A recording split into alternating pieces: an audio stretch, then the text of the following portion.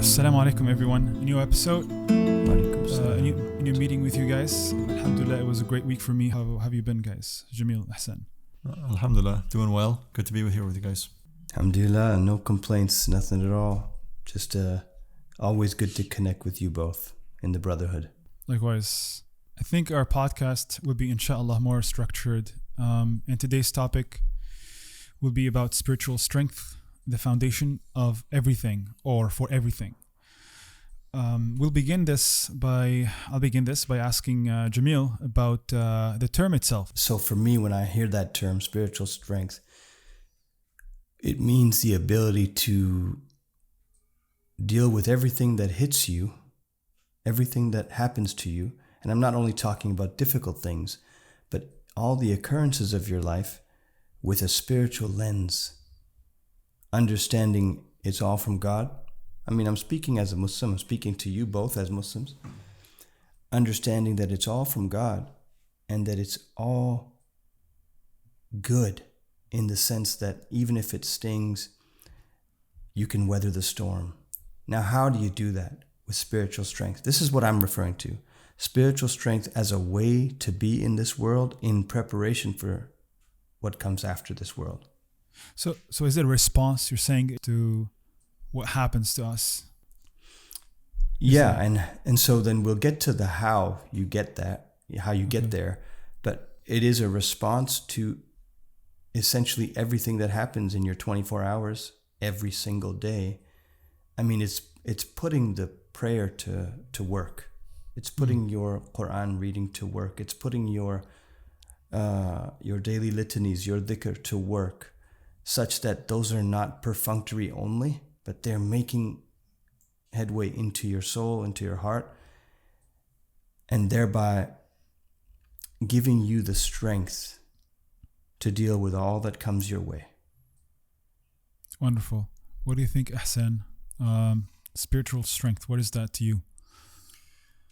I would say that the way that I look at this term, it points to the source of strength. Strength comes from inside.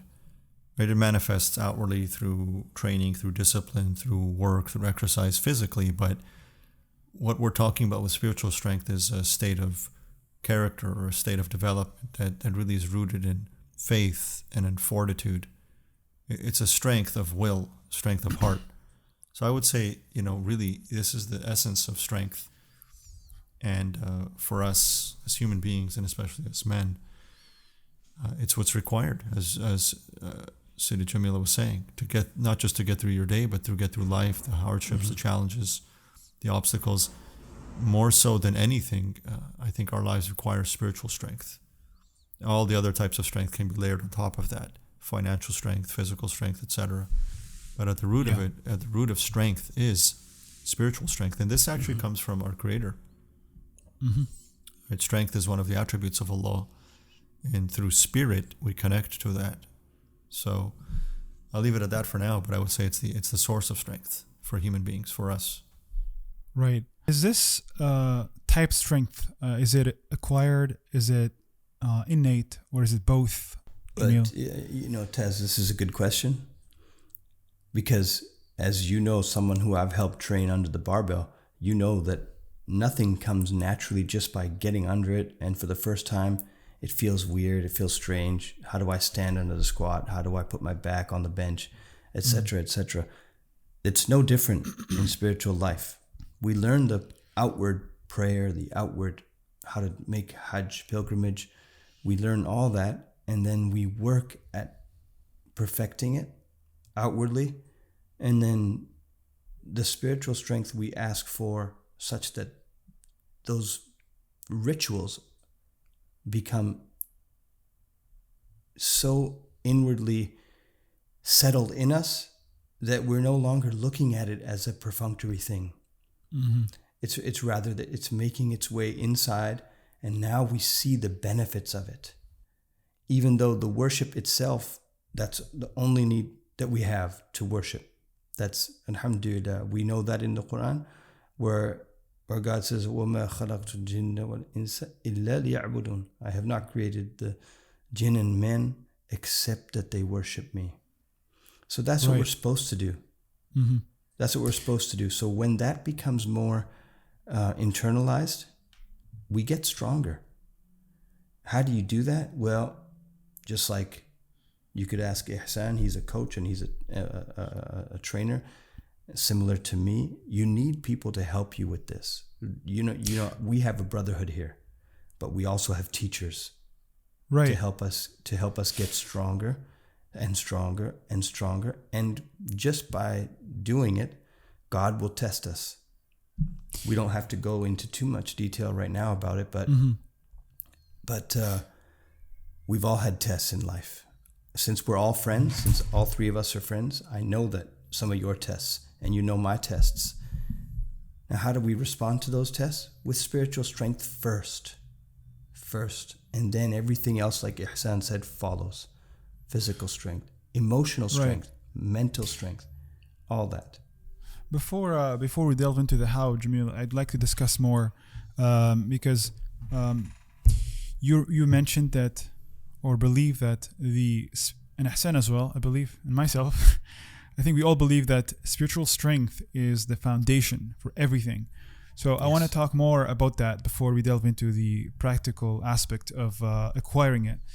So what does that entail, and why is it the foundation for everything? And why is it not, for example, physical strength or financial? Is there a hierarchy to these types of strength? I want to talk more about that. So, Ihsan, what do you think? I mean, it's when we look at the life example of our Holy Prophet Sallallahu Alaihi Wasallam, or any of the prophets of Allah, what type of trials and hardships did they have to undergo? And they weren't oftentimes just physical trials and hardships. They were emotional. They were spiritual trials and hardships. Like, for example, the great disappointments our Prophet ﷺ faced. The story of Taif, for example, comes up when he went to share the principle of Tawheed, or the oneness of God, with the people, and he was run out of town and beaten and stoned and so on. He said it was the hardest day of his life. I mean, if he had physical strength, he could have perhaps, and he had, but he didn't. It wasn't about defending himself physically. It was about having the spiritual fortitude to take a blow like that, a disappointment like that, a hurt like that, a pain like that, and not give up. Right? And so it takes spiritual strength, or let's say emotional strength, psychic strength, but the root of it is spirit, to get knocked down and to get back up again in life. And life will knock us down. Right? Life will knock human beings, and especially men, down. And the question is, do you have the strength to get up again? We can be as strong as we can possibly be as human beings, but that's not the key. It has so little to do with that. So just looking at my own personal life, there came a point where a decision had to be made. Are you going to die, or are you going to get up and fight regardless?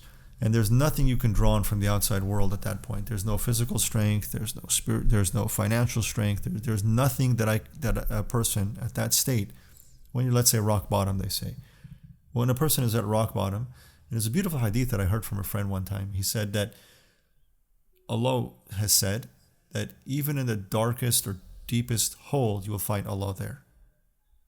I don't have the exact quote. I'm paraphrasing. This is something I heard from a friend, a good friend, many, many years ago. It always stuck with me. What does that mean? And I've learned that when you have nothing in the deepest darkness, Allah is still there.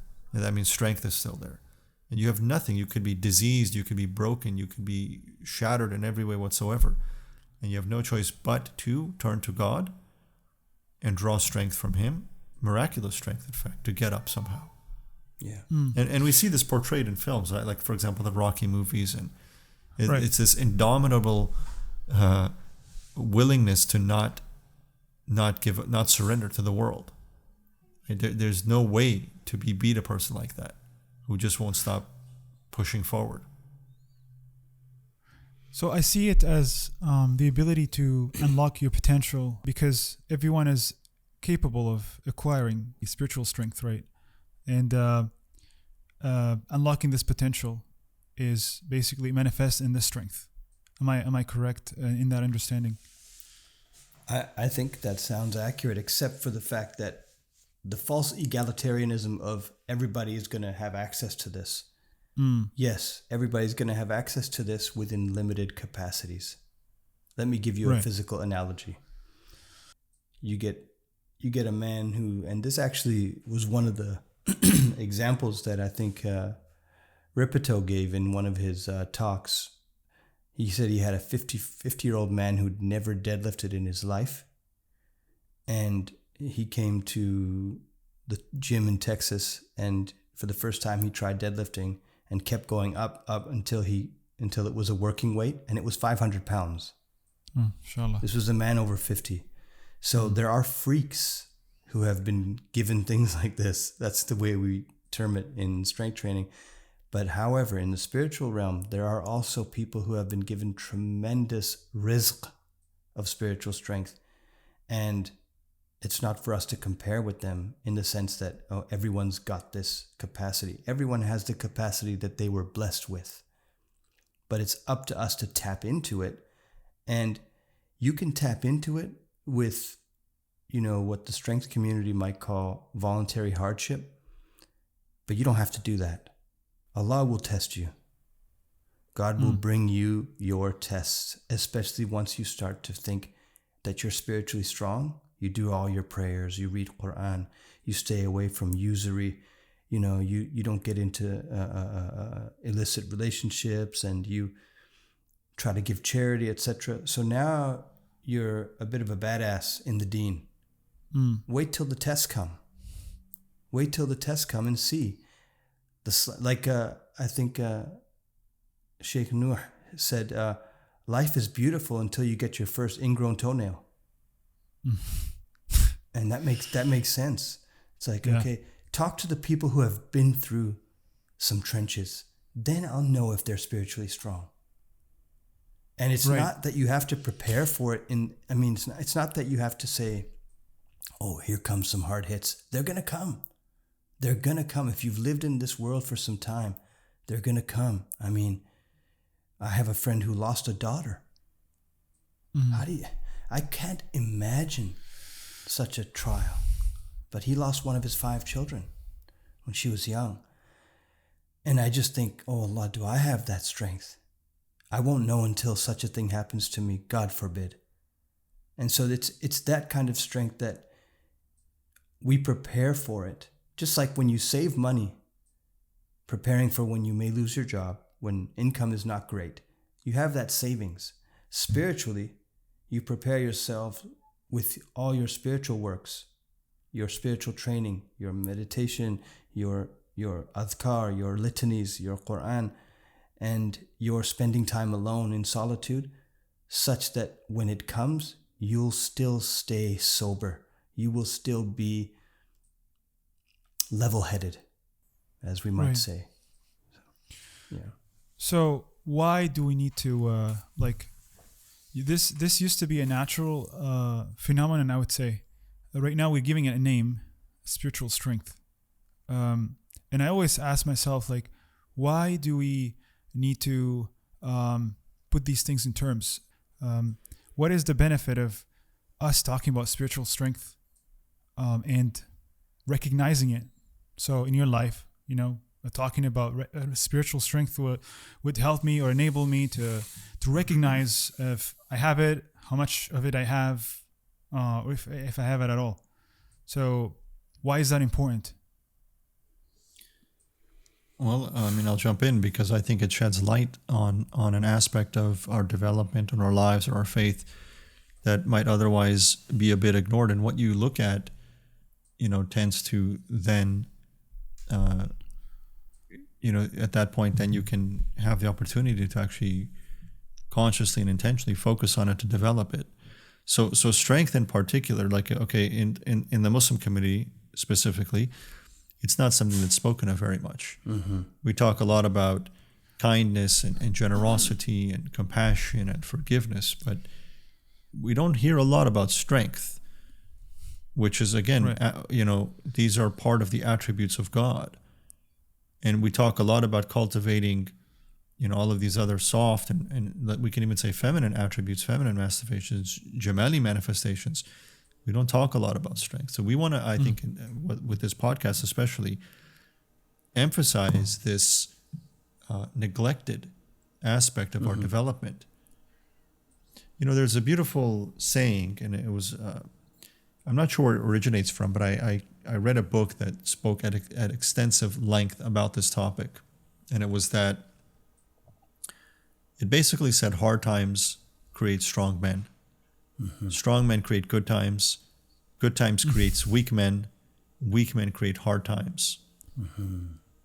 Right? And so strong men create good times, right? Because they're able to exert their capacities, hopefully in alignment with God's will, to create, right, prosperous surroundings for their families, for their communities.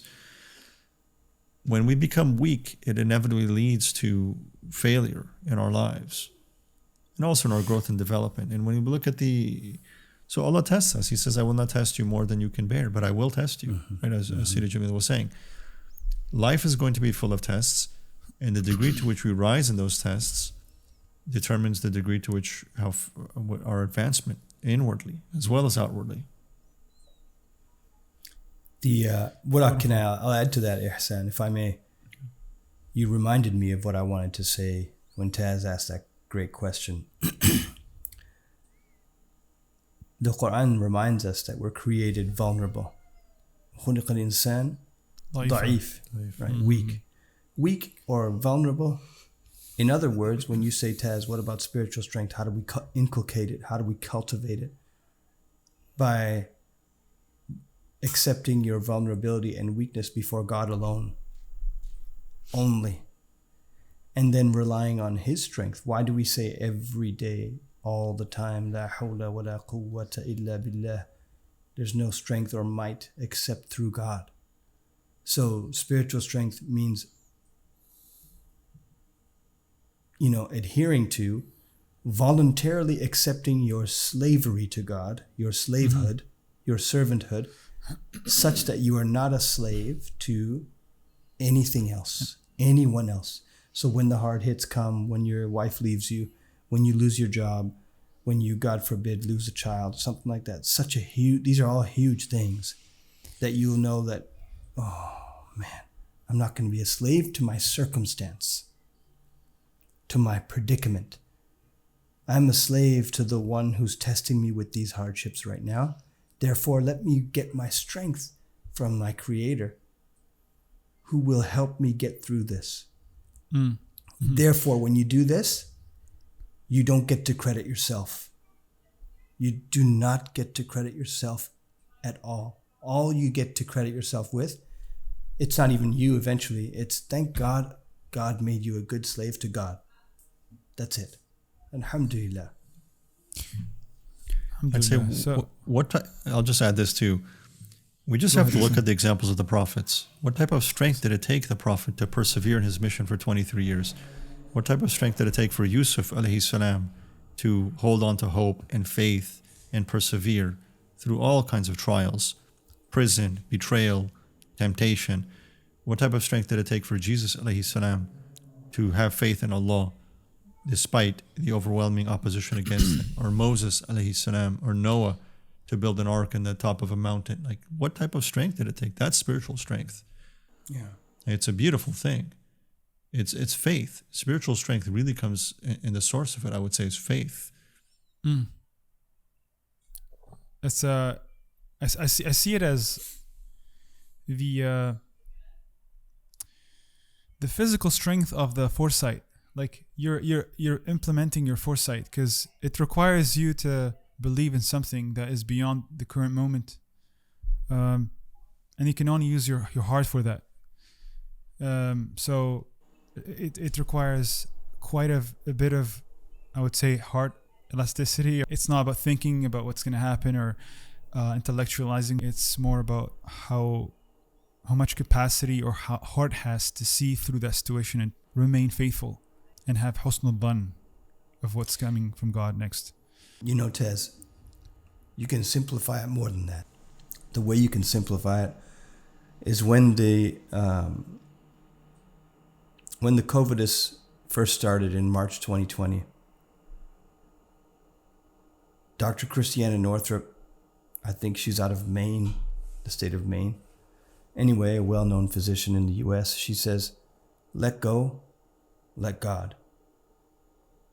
It takes strength to let go. It takes strength to let go, which means stop planning and plotting, thinking you got it under control.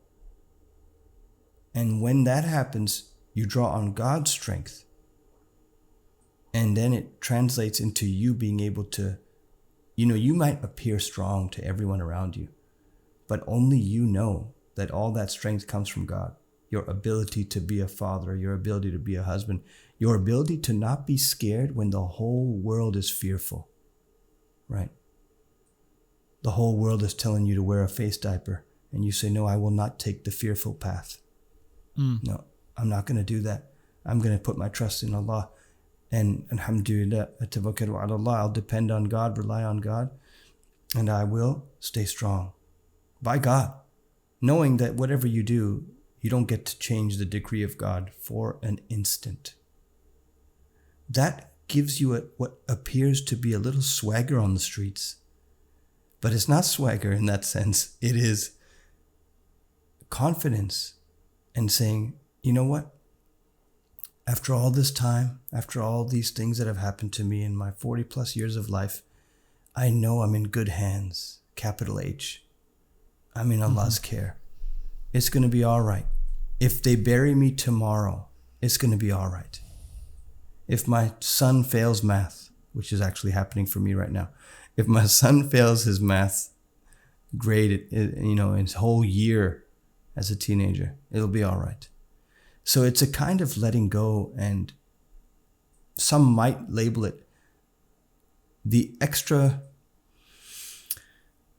ambitious among us might label it fatalism, but it's not fatalism. It's faith. They say you gotta أخذ بالأسباب. They say you gotta take what is it? Take the means. الأسباب? You gotta take the means. What are you doing, right? Okay, so that has a spiritual connotation as well. We've asked this to the people of Allah. We've asked this to the Arifin, to the knowers of God. And they said, as long as you do one thing to show Allah that you're doing your part, leave the rest to God. And do you know when I found that out? When I was jobless 2 decades ago, maybe a little less than that. I was jobless. I had lost my job, and I was busy looking for work 7, 8, 10 hours a day trying to find. So I went and met a teacher at the coffee shop and asked him, how do I know I'm tying my camel? How do I know I'm doing the asbab, the means? And he said, you do one thing to work for what you want and leave the rest to God. And it will come to you when it's meant to come to you. Don't try to rush it. Don't try to make things happen at your pace when you want it, the way you want it, how you want it. But accept the gifts as well as the hardships that God sends your way. And when you can do that, you're strong. Mm-hmm. Nothing phases you. The word that my workout partner described that man with is, he is indomitable. If a man is indomitable, the world cannot faze him. And that's strength. That's spiritual strength. We're talking about spiritual strength. A lot of youth relate to the term or the philosophy, Stoicism. And I really wanted to talk about this in light of spiritual strength. Can we talk about the commonalities, if there are any, between our faith-defined, I would say, spiritual strength and Stoicism? You can take it, Ihsan. You got it, yeah. I was going to say, ask Ihsan, look at that stoic face, handsome and as stoic as a rock, but he can comment on that. Ya Rab, Allahumma salli ala Sayyid Muhammad wa ala Sayyid Muhammad. So it's funny because I've just been having this conversation in the last 24 hours about Stoicism. and what it actually means. And I defined it, in fact, in a conversation yesterday, as the ability to be, sometimes it's defined as being indifferent. Stoicism as somehow being indifferent, like you don't have, let's say, emotions or experiences, you're just kind of numb. I would say Stoicism is having tremendous emotions and energies within you, but being in control of them. And that takes strength, right? It's weakness that people have emotions and they express them and they act on them. That's actually a form of weakness. It's a lack of control over the self. Ultimately, strength, spiritual strength, is what gives us the ability to control ourselves, to control the self, the nafs, the passions, the anger. So what did the Prophet ﷺ say? He said, peace and blessings upon him and upon all the messengers of God. The strong is not the one that can overpower his enemy and wrestle him to the ground. The strong is the one who can control his anger. That's Stoicism, right? Stoicism, and it's absolutely indispensable for a man. It's part of manhood to develop this capacity to be in control of oneself. And so a reference to this, of course, in the Quran are the mountains again. They are firm, they are stable. Yeah. If there's a storm, if there's anything, the mountain is what keeps and preserves and maintains stability. It actually helps stabilize the earth. The mountains being masculine, the earth being feminine. Yes, indeed, yeah. So human life requires that strength, stability, stillness, stoicism. And that's all part of manhood. It's part of the masculine. Yeah, Ihsan, you touched on so many things there. I want to comment on the topic of self-restraint. Spiritual strength entails, as its distinguishing feature, the ability to pull back. And so I kind of know Ihsan, and while he appears to be so much more stoic than me, it's because he's good at self-restraint, if I may say that, Ihsan. He's good at pulling back, and this takes growth. This takes a lot of work to be able to not explode. Now, I have an explosive nature. Taz, if I may comment, to say that you have perhaps been on the receiving end of that, and you also have an explosive inside. To be able to restrain not only anger, but every desire. What's stopping us from, ravaging every fine young hen that we see on the street if we didn't have the ability to self-restrain? We have to be able to self-restrain and say, you know what, alhamdulillah, God has put boundaries in place, borders in place, limits on what we can act upon. And that stoic capacity that you hear people like Andrew Tate talk about a lot, not only him, others as well, perhaps Jordan Peterson, is to say everyone has emotions. It's a complete misconception to think, oh, men are so dry in their emotions. We're not dry. We have emotions, powerful ones. And it's not just anger. We hurt. We cry. We have all the emotions that any woman has, times 10 perhaps. We're more sensitive perhaps. We don't act on them. If you're spiritually strong, emotionally strong, you don't act on them. You acknowledge them. We say in nonviolent communication, first, naming is taming. Name them. And then pull back. What is God asking me? How am I supposed to respond here? Name the emotions, you mean, right? You're referring to the emotions. Pull back on acting on the emotion. It's part of spiritual strength and emotional strength, to be honest. Don't act on that because you might hurt someone or yourself and then come to regret it. You see, self-restraint. If there are young men listening to this, watching this right now, self-restraint is hard when you're full of energy. You're an 18, 19-year-old, 17-year-old, or like my son, just beginning teenage years. Self-restraint is hard. And actually, you and I, Ihsan, as fathers, we can't really teach our boys and our girls self-restraint unless we are doing it ourselves. So this is why it's important for not only young men to hear this message, but people like us as well, fathers, who are in the business of training young men to become fully functioning, responsible adults in the future. Yeah. Right. Can I add something? It's very important here also to mention that we have to, even in light of righteous anger, still be able to possess restraint. Right? Because one thing that it's important to understand that Satan, Shaitan, our enemy, will use even truth or our love against us to guide us. He'll take sorry about that, this is OS. He will take a good intention, but then misdirect it towards a non-productive or destructive or catastrophic end. So you may have righteous anger. Something may be truly wrong in your life or in the world, but we have to have, as Jamil said, restraint. Otherwise, we'll actually end up doing, our good intentions will lead to more chaos and destruction. So weaponized virtue, like they say. Yes. During Yeah, season. I mean, I remember realizing, or actually first even becoming aware of this as a possibility, because Jamil says I'm very stoic. I used to be extremely fiery. I swear, if I saw something wrong, immediately fireworks. Immediately. No, I had no restraint in terms of letting people know, especially people close to me or anybody really. I've got to figure out how to turn this thing off. I had no hesitation, an instant. Sometimes I was so attuned to things that as soon as it began to rear its head, I would immediately be striking it down, right? Like this very fiery nature. And I remember one time a friend telling me, your anger is your biggest enemy.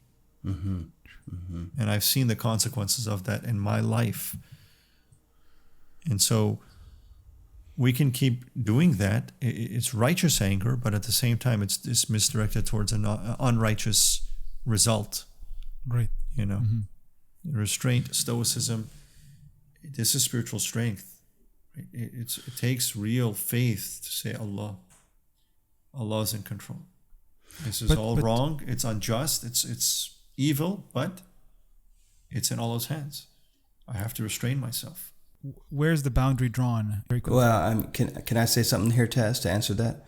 I think you can be an absolute secular atheist and still be a stellar stoic. Right. That doesn't work with us. So the traditional Muslim, Christian, or Jew, especially Muslim, because it's the only traditional faith perhaps alive today, is a God-centered paradigm. It's not a human-centered paradigm. It's a God-centered paradigm. In fact, it stands in opposition to some degree to humanism, which puts human at the center. The human being is the Kaaba for the secular. The top of the hierarchy. Right. Everything revolves around the human being. Exactly. So the God-centered paradigm, God, and then the prophets, and then everyone else, and then everything in creation, men, women, children, animal world, everything, the natural world. So the stoic, the committed stoic who doesn't have faith can still be a pretty good stoic practitioner. And he can be a faithful stoic. The believer, the one who's spiritually strong, which is a connection that's vertical. She's connected to her creator, means that that is first and foremost. And again, the idea of suppressing all emotion or suppressing all the expressing of emotion is not something that the religion condones at all. So we want to be able to express emotion and express anger, even express love, express joy, express sadness, all that in a very respectful, heavy way. That's where it overlaps with Stoicism, in the heaviness. But it's not a heaviness because we think we're all that in a bag of chips. That's a human-centered paradigm. So the limits to answer your question, Taz, I think, and I'll let Ihsan jump in here, is that the limits are that we don't rely on ourself for strength first. We work on ourself, like he mentioned, the self. We work on taming that, but we take it back to God and say, help me tame my irascible nature, my jackal, as we call it in nonviolent communication. Yeah. And also help me to get strong physically, help me to get strong emotionally, help me to deal with all this. There's only one direction to look for us, and it's a vertical direction. That might not be the case with every Stoic that you meet, although it seems to be that most proponents of Stoicism seem to be also proponents of monotheism. Yeah. And that's a good thing. Even the philosophy itself, it doesn't quite explicitly, as far as I remember, state that human being is at the top of the hierarchy. It actually always defers it to a higher force, yes, referring to God. So, right. Okay. Ihsan, anything to add to that? Well, we say in Islam, we often say Allahu Akbar. God is greater. And one way that I've learned to understand this is that God is greater than your challenges or your hardships, your tests and your trials. But how do we experience that? Yeah. How do we experience the greatness of God? And I've realized it's actually not something outside of you. Mm-hmm. It's actually that we experience the greatness of God within us. Like that's where it manifests. Mm-hmm. That's the real beauty and the miracle of Allah's greatness, that when it manifests in the creation. So you hear sometimes motivational speakers like Les Brown, for example. I love him, by the way. One of my favorite speakers. He says, find greatness inside, find greatness within, find greatness inside of you. And for real greatness, right? True greatness can only truly be experienced when, again, it's, as Jamil said, it's deferred to Allah, to God. But that is, that is the greatness. That is the greatness of God that we have to actually awaken within us. And that's where his attributes manifest. It's in the human being. So you're going to be going through trials in life. We have to learn. There comes a point where you have nothing to hold on to on the physical plane other than faith. And through that we begin to actualize, right, the truth of faith and the greatness of God. Through when there's nothing, you have nothing but Allah. Do you have, Taz and Ihsan, do you have any friends, and I'm careful not to name them because I don't want to out them, but do you have any friends or sports teammates or colleagues in work, school that you can recall who seem like they have never had any hardships in their life? Like everything seems to come their way. Everything. I have people like that in my life. Very few. I do have one too. I just remembered one. Yeah. And this person that I'm thinking about right now has no interest in God.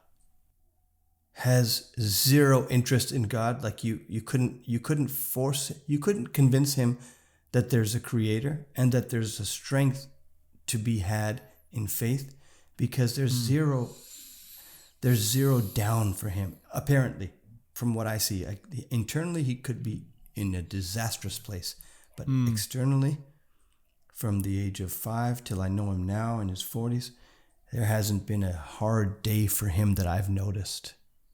Everything has worked so scripted in such a way and I don't want to give it away by giving the details, so I brought it to beloved teacher, and he said, that's not a good sign. And I said, why? Subhanallah. I said, why? He said, istidraj is like a preparation for trade-off, because we do believe that this world is a type of heaven paradise for the disbeliever, but it's a prison for the believer. And a prison, not necessarily literally to be understood as a jailed, locked up prison of hell-like circumstances, but constriction, continuous exchange of constriction and expansion. This guy, this friend of mine, we don't connect so well anymore. We don't meet each other so much. He's had nothing but expansion. And so I brought this situation to beloved teacher, and he said, it's a bad sign. It's not a good sign. When you are getting some constriction, what's Allah doing? He's bringing you close. He's remembering you close. There's remembers there. If God, there's a tradition that has this meaning that if God forgets you, there won't be any constrictions coming your way. Yeah, exactly. Remembers That's what you. it means. Because the Sahaba were worried sometimes, like when they get not sick for a long period of time or not trial, like what's going on? Right? So I asked you that because I know it's not you two. I know it's not you two because you're close friends, you're brothers. I know you've had your hardships. We won't go into the details of what those are or were, but you might know people like the man I'm describing right now.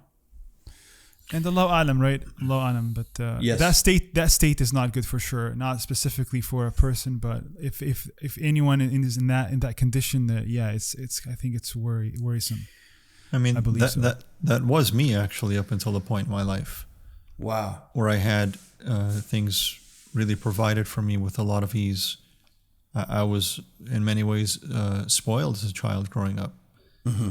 And that cost tremendous pain and suffering when it became time to become a man, because I was totally unprepared for reality. Right? Once your parents are no longer there to protect you and provide for you, mm-hmm.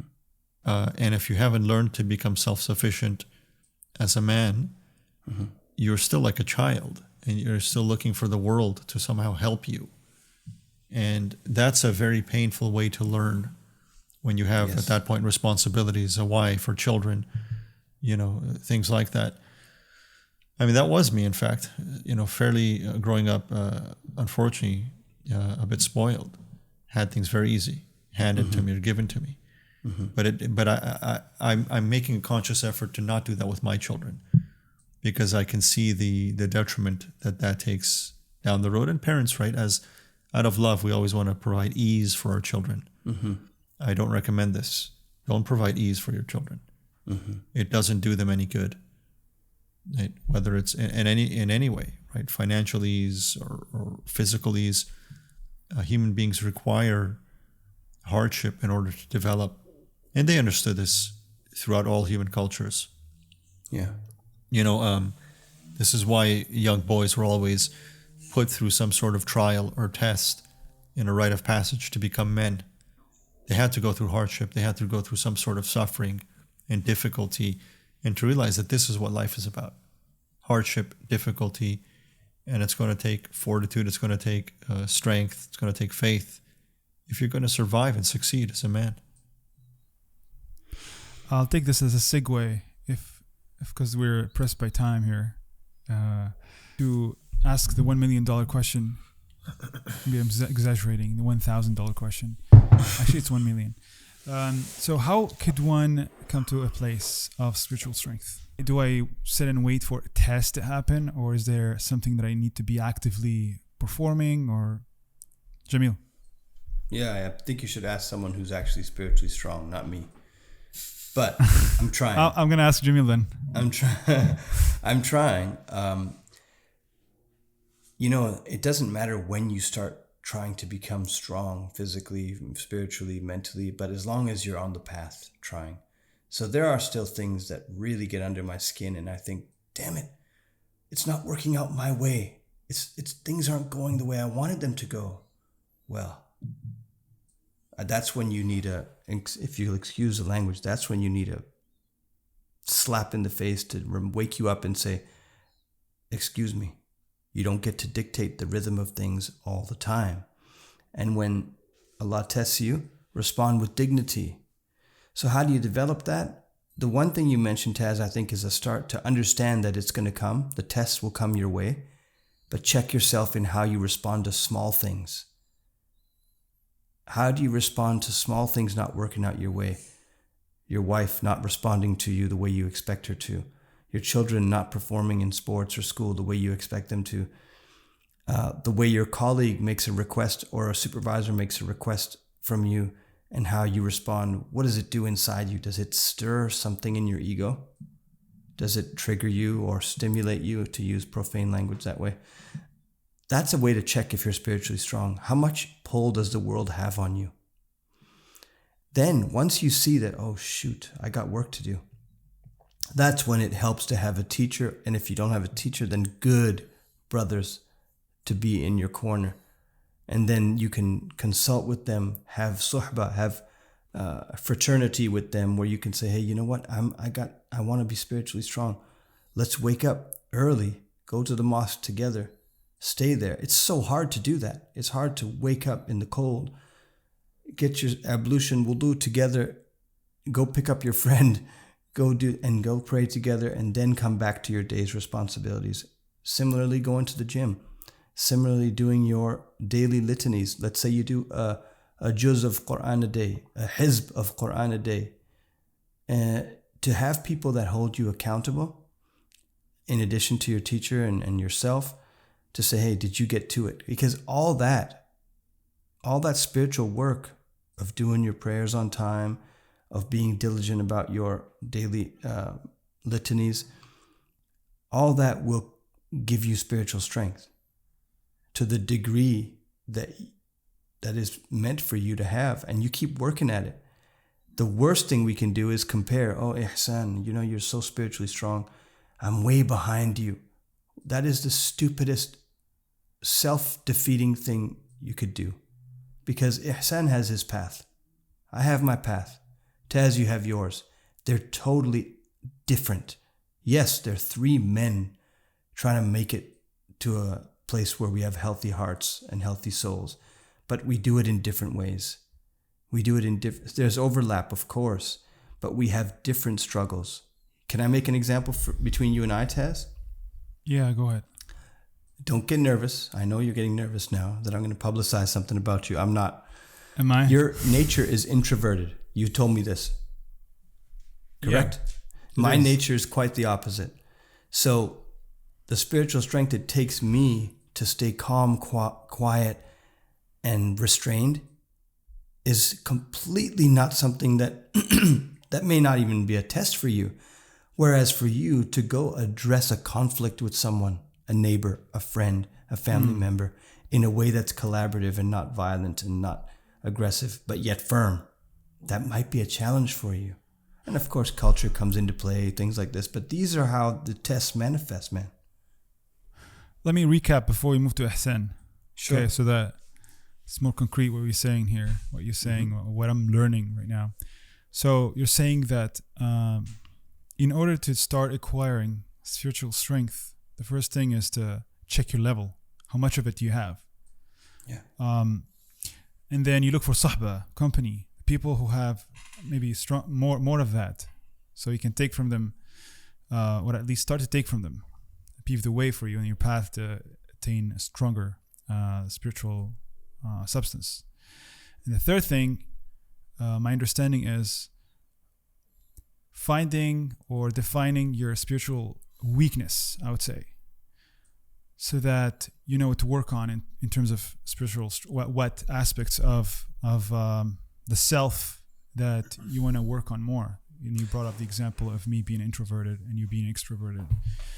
And for me to go out as an introverted and resolve a conflict, go out and speak to someone to, help them out, it's kind of a struggle for me. It really is.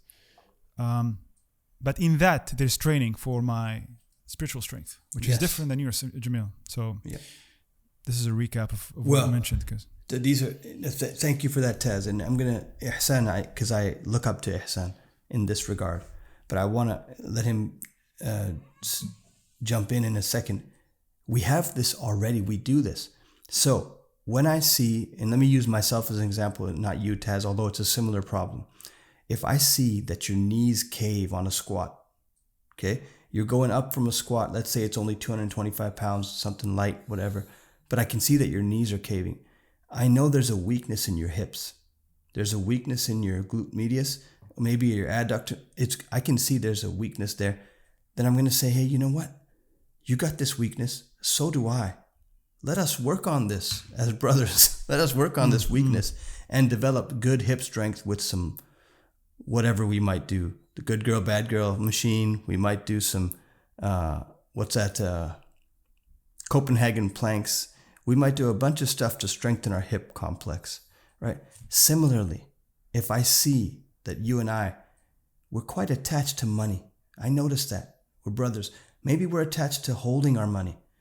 Now let's go find a way to treat this disease spiritually by finding some charitable places that we can offer and letting it go without too much, how can I let a few 100,000, whatever, go like that? That's the training that's required. So physical strength in the gym and under the bar is a great analogy. And it helps so much. This is actually what another episode will be about, is how physical strength, having it and inculcating it, builds your spiritual strength and vice versa. In fact, that's the topic of our whole show. So I hope that explains it for you, Taz. Yes, it does. So defining your weakness, I guess, is very important. And more than that, not only defining it, having the courage to admit it. And then work on it. Starts there. And then that paves the way to work on it and to focus what needs to be done for that aspect. Check in with Ihsan. He can offer the master class on this, not me. Yeah, let's move to Ihsan. Ihsan, what do you think? Really quickly, just maybe share the question again, where we started on this. Yeah, the question is, practically speaking, how could one inculcate or gain spiritual strength? Do we wait for the test to happen, or is there something we actively do? So I think it's like anything in life. You do your preparation, and then you have to act on it when it becomes necessary in life. So you go to the gym, you're training, or let's say you go to martial arts class, you're learning self-defense techniques in a form. And so you that's preparation. Right? That's the preparatory aspect. So in this, preparation is really fortifying the heart, fortifying the soul.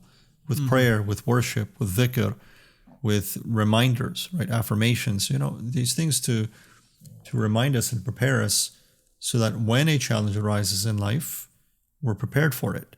And that's when it really matters. So it's like doing the homework, but then the test will come. And the test will always come.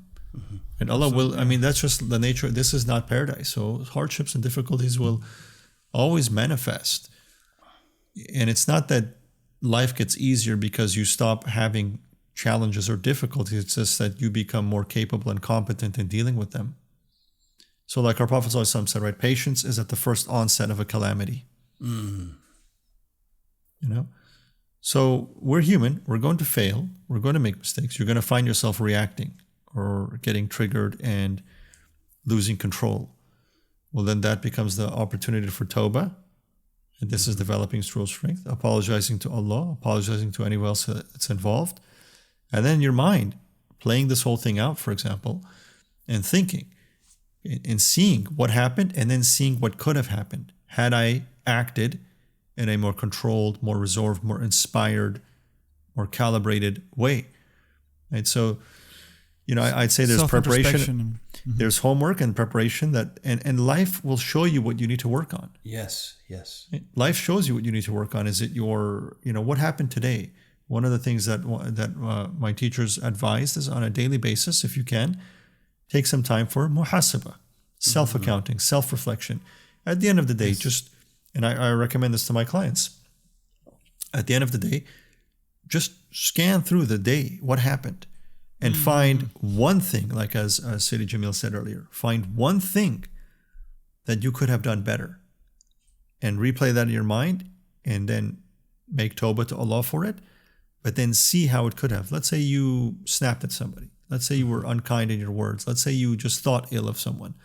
Let's say you didn't, you succumbed to laziness and lethargy and you didn't prepare and so you didn't make it to the gym. We've got to do some accounting. That's the homework. And then preparation for success. I had a coach who was quite tough in high school. And he said, you're either preparing to succeed or you're planning to fail. Like success requires preparation, requires some homework in advance. And life will show you what do you need to work on. and then work on that.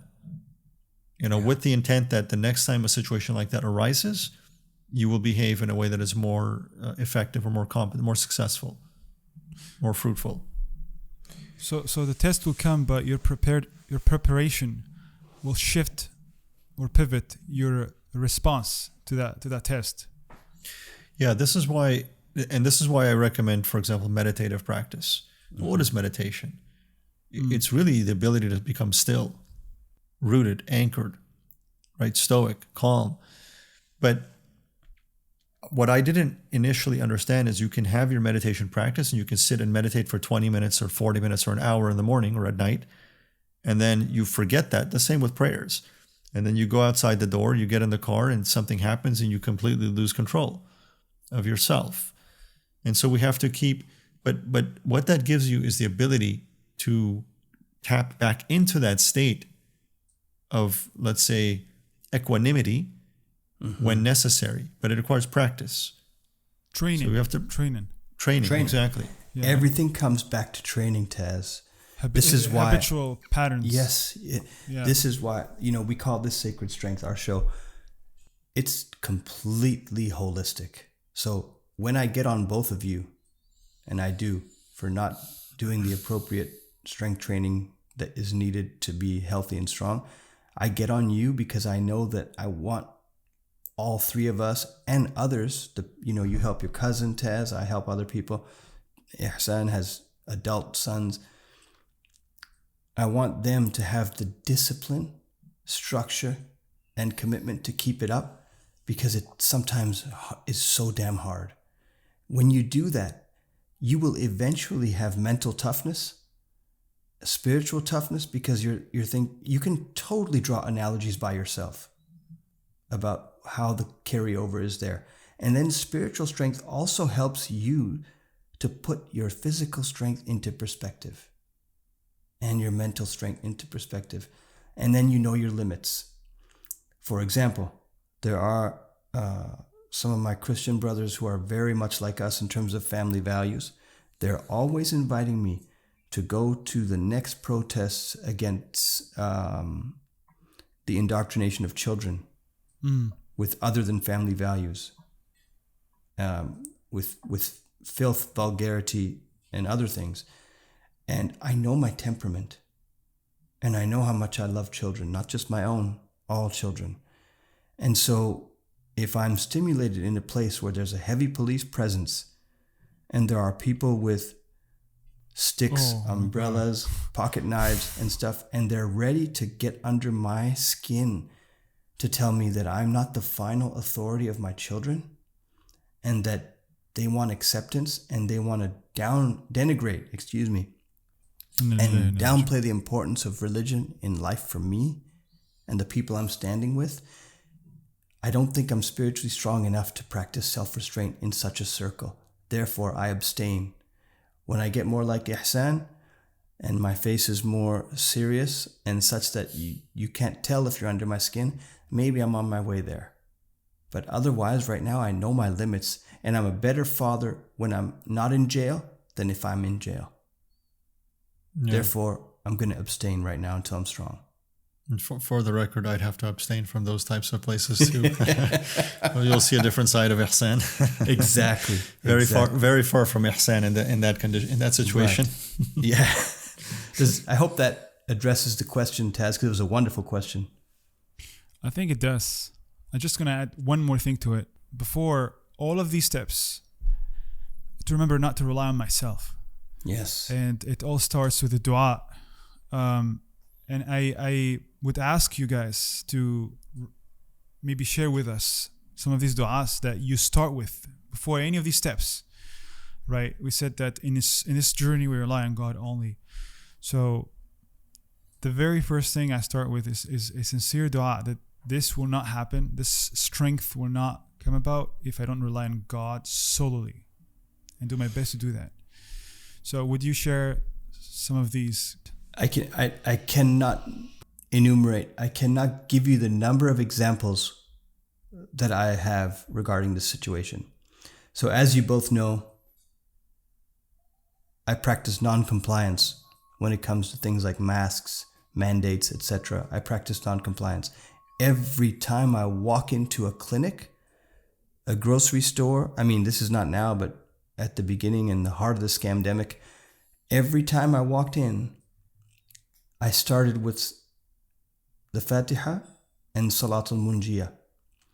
And for those who don't know, you can look those up. I mean, Fatiha, obviously, you will not need to look up. And then I say to myself, oh Allah, give me the strength to not lose it when people get mad at me. Give me the strength to not succumb either, to not acquiesce or surrender, but to not lose it and to be in a place of dignity. Alhamdulillah, all but one instance, which I won't go into, in 3 years of tyranny, worldwide tyranny, only one time did I actually lose my cool.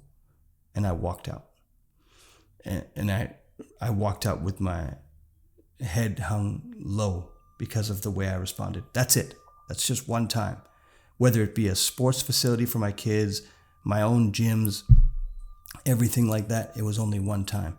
The other times where I do these prayers, I have torn my left bicep tendon off the bone. I have 2 torn meniscus in my knees, medial meniscus. When you're moving weight that is more than you can generally handle, or that it's heavy enough that it scares you, I start with the dua. Allahumma ahfadhni bihifdhik waltuf bi bilutfik waj'alni min as-salihin wal aqwiya bi quwwatik. Nobody told me this, but I know, because what my teacher says is whatever comes to your heart, recite this. So, oh God, preserve me by your preservation and be gentle with me. In other words, if I do get injured from this 500-pound deadlift, which isn't much for, comparatively speaking, then at least be gentle with the injury, right? And also on top of that, keep me among the people who are numbered as strong. Number me among the men who are strong, inwardly and outwardly. And then I might go for a max lift.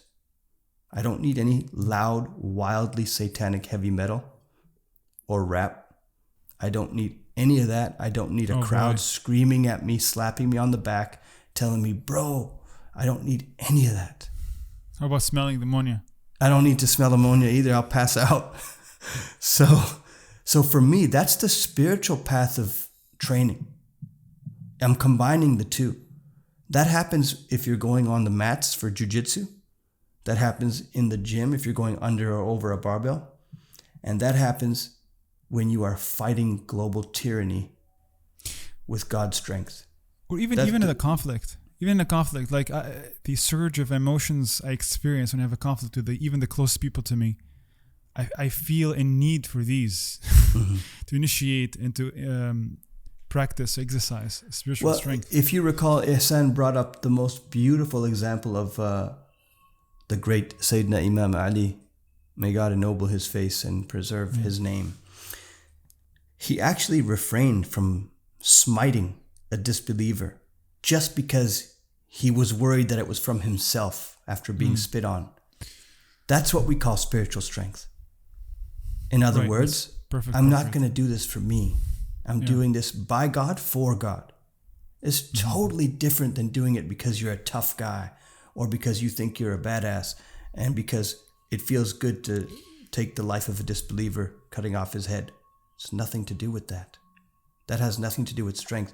That's barbaric, bestial mentality. That's nothing to do with us. Ihsan, you brought that example on day one, and it stuck with me, and I remembered it. And it's something we could bring up every single episode. I think Sayyidina Ali, Karamallahu Wajhu, is the exemplar of sacred strength. The great Rajul, the great Fata. But in terms of recitation, I found, or practice, I found something that I will phrase this in a way that I heard it from you, Jamil, which was the sacred pause, or taking a breath, taking a knee, and perhaps in a state of presence, allowing one's energy to drop into the core and to recite, for example, Hasbunallahu wa ni'mal wakeel. Yeah. Allah is sufficient for us. Allah is the best of support or provision. or La hawla wa la quwwata illa billah al-aliyyil azim. Everybody knows this. Simple phrase and statement of dhikr. But to do it in a state of presence, in a state of connectedness with real intent. Sometimes, and I'm guilty of this, in a fit of anger, you may say, La hawla wa la quwwata illa billah, or something like that. But that's not very effective. It doesn't do much. You have to say it from a place of connectedness and presence. And then you're detached from the outcome there, Taz. Yeah, exactly. So let's say you do that, and you do tear your biceps tendon on a deadlift. Then you know that this bicep tendon tear rupture was meant for you, was written for you, and it could have been much worse. For example, for me, that injury happened on my left hand, the hand that was supinated on the grip, for those who are familiar with a mixed grip. And because of that, what a blessing it was my left hand, my left arm. Of course, I got surgical repair on it and things like that, but that's the answer to my prayer. Allah multuf bi. God, be gentle with me. Make this injury tolerable. I still had my right arm to work with for months. This isn't legal, but I was still driving, right? Because I used my right hand. And you're not attached to outcome when that happens. Because you did your part. That's called the means. You were talking about asbab, Taz. Those are the means. Yeah, but even the not being attached to outcome, I see it as a result of an already done work. It's not. I don't see it as a practice itself. It's an outcome more than a practice. And I think Ihsan has done a generous amount of work in this realm, right? When it comes to meditation and the physiological, psychological, along with the spiritual practice training, because the question is more about the practice and the training. So I would encourage anyone to check out Ihsan's work on this, because I really believe that he's done a great work on this. I'm going to go back to those. I think it's a good wrap for our podcast right now. So, alhamdulillah, if you guys have any comments, anything to add in the topic of spiritual strength being the foundation for everything. I'm just going to add this one closing thought, and then I'll let Ihsan. This is a topic he's familiar with intimately. Spend time alone by choice. I'm not talking to the introvert. Exactly. I'm not talking to the introvert. That's the easiest thing. No. So it's like eating chips. Yes. So the the introvert. Spend choiceful time alone with your Creator in the best of ways, in meditation, in adhkar, your litanies, Quran, in prayer, and at the time where you're not taking away time from your wife, your kids, your job, the gym. You don't get to put everything aside to do this. You get to do this in addition to your responsibilities. That's it. So yes, it does entail being up before Fajr, maybe, before the morning prayer. So that would be my first advice to the young men, or even not so young men who are listening and watching right now, is to spend time alone in ways that are uncomfortable. So put the phone away. Yeah. Keep your laptop off. Turn off all your California meditation music. Excuse me, Ihsan. Turn off all that kind of stuff and just be alone and watch what happens to your thoughts. Watch what happens to your waswas, all the whispers and all the planning of your day, of your life and what you want. It'll all come and you'll settle down. I notice that happens with me. And yet I don't do this anywhere near as much as I'd like to. That's it. I won't offer anything right now other than that. All right. Ihsan, any comments? Especially on the California music yoga thing. Hopefully that doesn't apply to the meditation soundtracks that we try to support with, but no, I'm kidding. I would actually just reiterate what Jamil said, which is to spend time alone and with Allah in those sacred times, because it's that connection with our Creator that is going to fill us with strength and with light. We all have a certain amount of light in us, and challenges and life in general is always needing that. It takes away that energy from us. And if we're depleted, we have nothing then available to either express or manifest resilience, or even to give and to be generous to people around us. So we have to fill ourselves with strength and presence from light, Allah's light and presence, in those blessed times alone with Him. Mm-hmm. And inshallah, you'll find enough light, strength within us to deal with the hardships and challenges that life throws in front of you. Ameen. Wonderful. Okay, this has been quite enlightening to me, and I look forward to more, inshallah. Ihsan, Jamil, thanks for sharing your thoughts and your lived experience, actually. And we will look forward to having your company again next week or the week after for discussing another topic, inshallah. Assalamu alaikum.